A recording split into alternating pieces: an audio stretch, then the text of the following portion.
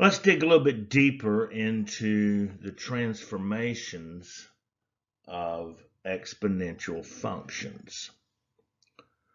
So it says use the graph f of x is equal to 4 raised to the power of x, an exponential function. Our variable is in the exponent, to describe the transformations that result in each function. Then sketch the graphs of the functions. Now, quite frankly, sketching the graph for me is going to be using the calculator.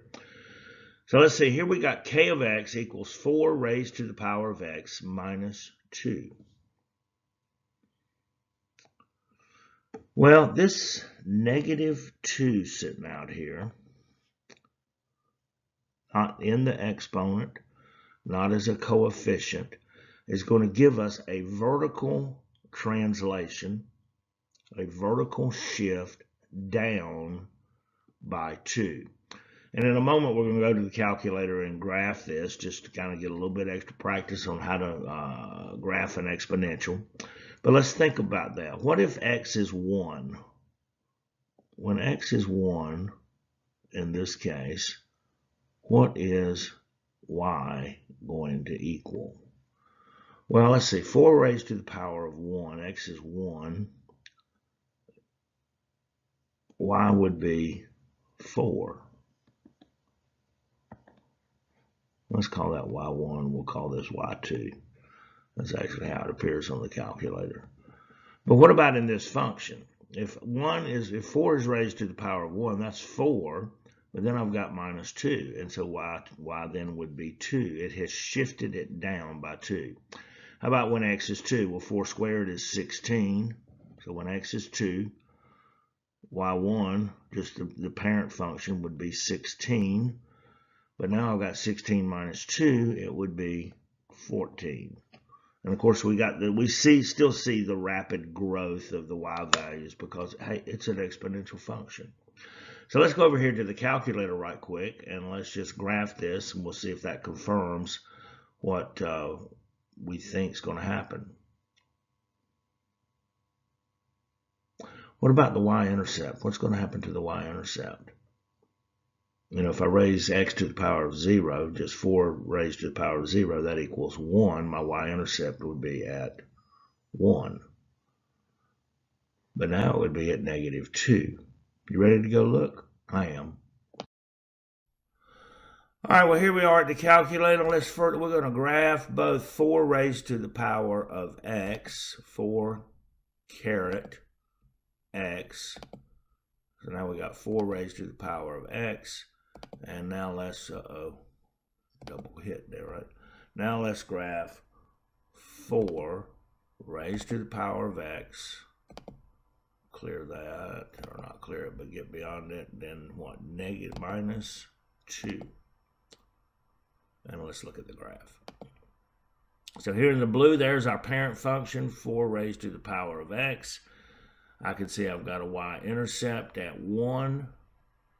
And now I have a y-intercept down, a vertical shift down, 2, or my y-intercept. I don't know what I said in a previous, I may have said 2, but it'd be negative 1. It'd be 1 minus 2, negative 1. I've got a y-intercept at negative 1. And so we just simply saw a vertical shift down of the original function, 4 raised to the power of x. So let's go look at a couple of other transformations. All right, so this time we're still dealing with the graph of f of x is equal to 4 raised to the power of x. But we got a couple of other transformations here. And so let's see what we got. This negative, so we got m of x equals negative 4 raised to the power of x plus 2. Well, this negative here is going to give us a flip.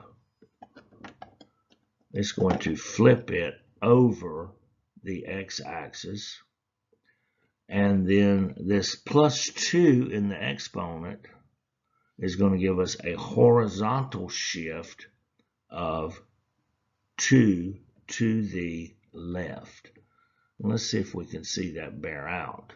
Well, obviously the red is our transformation. The blue is 4 raised to the power of x. I see that it has flipped over the horizontal axis. It's just flipped over.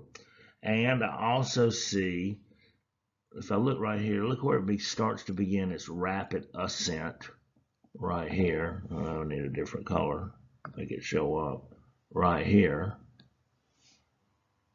And I see this horizontal shift to the left of 2 because I begin that more rapid descent there at x is negative 2. So here I've had both a reflection, a flip, and then I've also seen a translation, a horizontal shift of 2 over to the left. And let's look at one more because I'm having so much fun. So here I still got 4 raised to the power of x, but now I have 2 translations happening here, transformations, excuse me. I have a dilation, and then I have 4 raised to the power of negative x. I also see this thing flip over, if you will, across the y-axis. Therefore, so here is my dilation, expanding it, and this causes my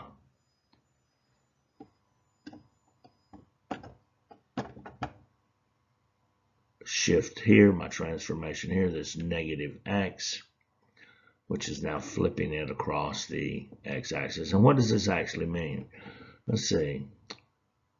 What if x is 1? Well, if x was 1, then this would be 2 times, because that negative is going to throw that 4 down into the denominator, 2 times 1/4 when x is equal to 1. Well, that's 1/2. How about when x is equal to 2? Well, now I would have 2 times 1 over 4 squared, or 16, and that is 1/8. And if I'm looking here, I see that happening going along this x-axis. I'm getting very, very close. Rather than moving up like this one does, takes off, goes up, this one is actually coming down and it's getting real close to that horizontal axis, although it will never cross it due to that transformation of the negative exponent. I think next we should look maybe at some natural base, E.